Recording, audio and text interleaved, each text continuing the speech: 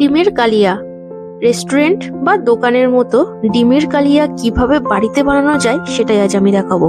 নমস্কার বন্ধুরা, চলে এসেছি আজ একটা নতুন রেসিপি নিয়ে। আজ আমি বানিয়ে দেখাবো ডিমের কালিয়া। তাহলে চলুন শুরু করা যাক। একটা পাত্রে জল নিয়ে নিয়েছি আর পাত্রের মধ্যে দুটো ডিম দিয়ে দিয়েছি।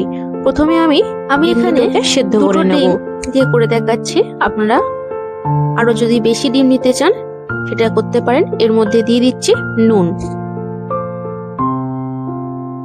ডিম দুটো সিদ্ধ হয়ে যাওয়ার পর আমি একটা কড়াই নিয়ে নিয়েছি। কড়াইয়ের মধ্যে দিয়ে দিচ্ছি তেল। এই তেলের মধ্যে যে সেদ্ধ ডিম সেগুলোকে আমি ছাড়িয়ে নিয়ে এই তেলের মধ্যে দিয়ে দিচ্ছি আর ভালো করে আমি ভেজে নেব। দিয়ে দিচ্ছি হলুদ গুঁড়ো। এবার খুন্তি দিয়ে ভালো করে নেড়ে চেড়ে দিচ্ছি আর ডিম দুটোকে ভালো করে আমি হালকা করে ভেজে নেব।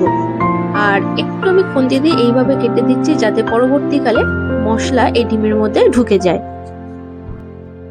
ডিম দুটো ভাজা হয়ে গেছে। এবার ডিম দুটোকে আমি তুলে নেব। যে তেল আছে এই তেলের মধ্যে কিন্তু আমার ডিমের কালিয়া রান্না হয়ে যাবে। আর এই তেলের মধ্যে দিয়ে দিচ্ছি গোটা গরম মশলা, দিয়ে দিচ্ছি একটা তেজপাতা ছিঁড়ে,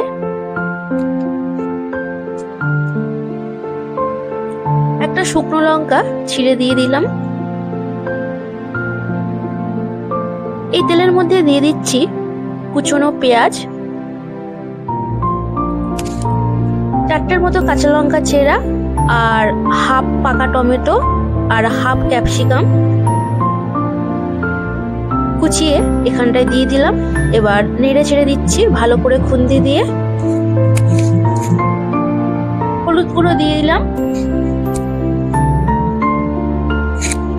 স্বাদ মতো নুন দিয়ে দিচ্ছি,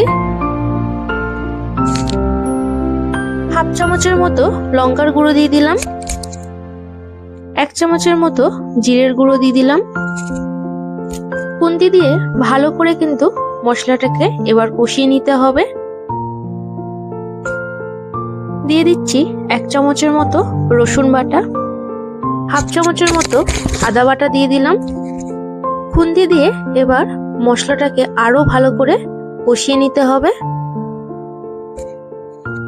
মশলাটা কিন্তু কষানো হয়ে গেছে আর দেখুন মশলার গায়ে কিন্তু তেল ছাড়ছে। এবার এর মধ্যে আমি জল দিয়ে দেব।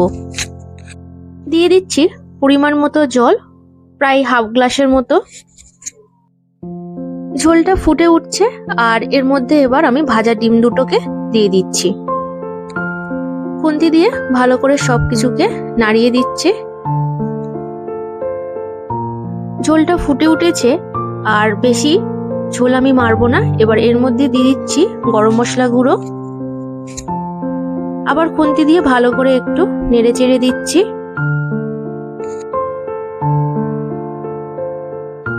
ধনেপাতা কুচনো দিয়ে দিচ্ছি।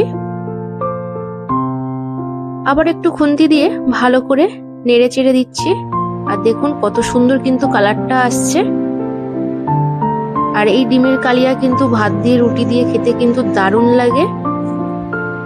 দেখুন কালারটা দেখুন কত সুন্দর আসছে। আর এটা কিন্তু হয়ে গেছে। এবার গ্যাসটাকে আমি অফ করে দেব। একটা প্লেটে নামিয়ে রেখেছি। দেখুন কালারটা কত সুন্দর এসছে। আর উপর থেকে আর একটু দেখতে ভালো লাগার জন্য ধনেপাতা কুচনো দিয়ে দিচ্ছি। তৈরি হয়ে গেছে ডিমের কালিয়া, একদম দোকানের বা রেস্টুরেন্টের মতো। ভিডিওটা ভালো লাগলে অবশ্যই আমার চ্যানেলটিকে সাবস্ক্রাইব করবেন।